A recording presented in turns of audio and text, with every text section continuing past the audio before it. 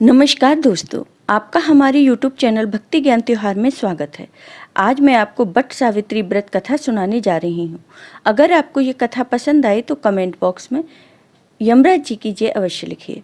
साथ ही अगर आप मेरे चैनल पर नए हैं तो मेरे चैनल को सब्सक्राइब कीजिए और बेल आइकॉन पर क्लिक जरूर कीजिए, जिससे हमारे वीडियो के नोटिफिकेशन आपको मिलते रहें। ज्येष्ठ माह के कृष्ण पक्ष की अमावस्या तिथि को बट सावित्री व्रत रखा जाता है। इसे बट पूर्णिमा के नाम से भी जाना जाता है। इस दिन सत्यवान और सावित्री की कथा सुनने का विधान है। इस दिन सुहागिन महिलाएं पति की लंबी आयु के लिए यह उपवास रखती हैं। इस दौरान बट वृक्ष की पूजा करने से जीवन में सुख समृद्धि बनी रहती है। बट सावित्री व्रत बट वृक्ष की पूजा के बिना अधूरा माना जाता है। मान्यताओं के अनुसार बट सावित्री के दिन सुहागिन महिलाएं बट यानी बरगद के पेड़ की पूजा करती हैं। ऐसा कहा जाता है कि इस पेड़ में भगवान विष्णु, ब्रह्मा जी और शिव जी का वास है। इस दिन बरगद के पेड़ की पूजा करने से पति और परिवार को सौभाग्य का आशीर्वाद मिलता है और पति की अकाल मृत्यु का खतरा टल जाता है। बट सावित्री व्रत के दिन पतिव्रता स्त्री बट वृक्ष की परिक्रमा करती हैं और चारों ओर कलावा बांधती हैं। माना जाता है कि ऐसा करने से पति की लंबी उम्र और संतान की प्राप्ति की मनोकामना पूर्ण हो जाती है। ज्येष्ठ माह भीषण गर्मी के लिए जाना जाता है। इस महीने में आसमान से आग बरसने के समान गर्मी पड़ती है। ऐसे में कुछ महिलाएं निर्जला उपवास रखती हैं, जो बेहद कठिन है। इस दिन सभी कार्यों को शुभ मुहूर्त के अनुसार करना चाहिए। वहीं बट सावित्री की पूजा में आरती का बड़ा योगदान होता है। पूजा के दौरान आरती करने से मनोवांछित फलों की प्राप्ति होती है। इसके अलावा वैवाहिक जीवन में चल रही परेशानियों से भी छुटकारा मिलता है। इस पेड़ की विधि अनुसार पूजा करने से अखंड सौभाग्यवती भव का आशीर्वाद मिलता है। ज्येष्ठ कृष्ण अमावस्या को बट अमावस्या के नाम से जाना जाता है। इस दिन सावित्री व्रत की कथा सुनाई जाती है, जो इस प्रकार है। भद्र देश के एक राजा थे, जिनका नाम अश्वपति था। भद्र देश के राजा अश्वपति के कोई संतान नहीं थी। उन्होंने संतान की प्राप्ति के लिए मंत्रोच्चारण के साथ प्रतिदिन 1,00,000 आहुतियाँ दी। 18 वर्षों तक यह क्रम जारी रहा।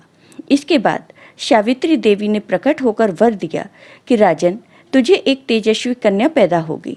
सावित्री देवी की कृपा से जन्म लेने के कारण से कन्या का नाम सावित्री रखा गया। कन्या बड़ी होकर बेहद रूपवान हुई। योग्य वर न मिलने की वजह से सावित्री के पिता बहुत दुखी थे। उन्होंने कन्या को स्वयं वर तलाशने के लिए भेजा। सावित्री तपोवन में भटकने लगी। वहाँ साल्व देश के राजा ध्रुमतसेन रहते थे, क्योंकि उनका राज्य किसी ने छीन लिया था। उनके पुत्र सत्यवान को देखकर सावित्री ने पति के रूप में उनका वरण किया। ऋषिराज नारद को जब यह बात पता चली तो वह राजा अश्वपति के पास पहुंचे और कहा, हे राजन, यह क्या कर रहे हैं आप? सत्यवान गुणवान है, धर्मात्मा है और बलवान भी है, पर उसकी आयु बहुत कम है। वह अल्प आयु है। 1 वर्ष के बाद ही उसकी मृत्यु हो जाएगी। ऋषिराज नारद की बात सुनकर राजा अश्वपति घोर चिंता में डूब गए। सावित्री ने उनके चिंता का कारण पूछा तो राजा ने कहा, पुत्री, तुमने जिस राजकुमार को अपने वर के रूप में चुना है वह अल्प आयु है। तुम्हें किसी और को अपना जीवन साथी बनाना चाहिए। इस पर सावित्री ने कहा, पिताजी, आर्य कन्याएं अपने पति का एक ही बार वरण करती हैं। राजा एक बार ही आज्ञा देता है और पंडित एक बार ही प्रतिज्ञा करते हैं और कन्यादान भी एक ही बार किया जाता है।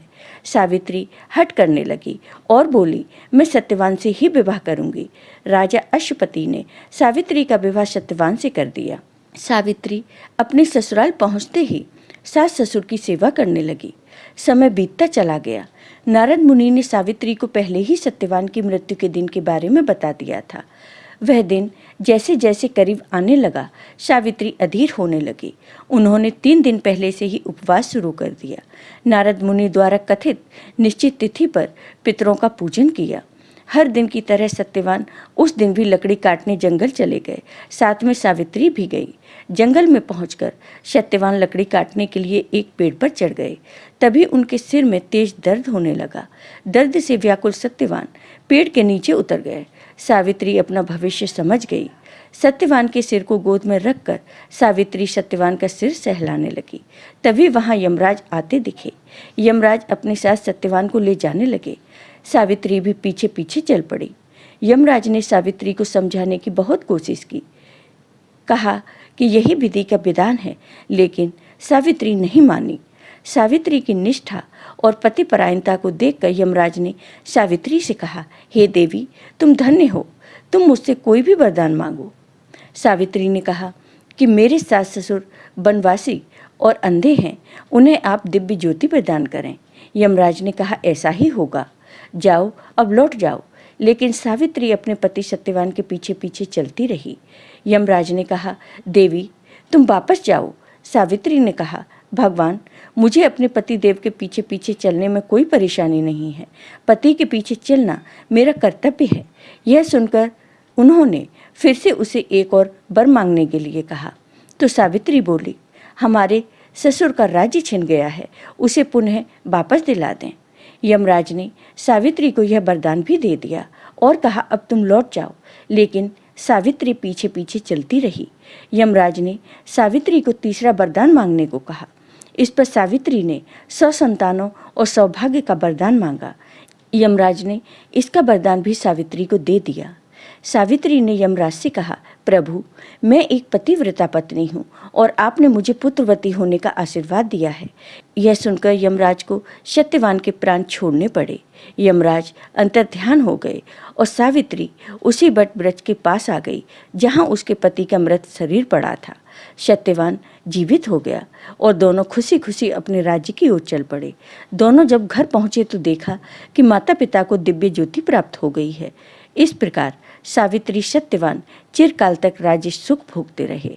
अतः पतिव्रता सावित्री के अनुरूप ही प्रथम अपने सास ससुर का उचित पूजन करने के साथ ही अन्य विधियों को प्रारंभ करें।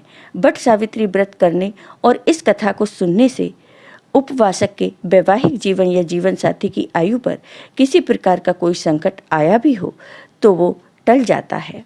जय हो सावित्री देवी की, जय हो यमराज जी की। आपको ये वीडियो पसंद आया हो तो कमेंट बॉक्स में कमेंट करके ज़रूर बताइए। साथ ही मेरे वीडियो को ज़्यादा से ज़्यादा शेयर करिए। धन्यवाद दोस्तों।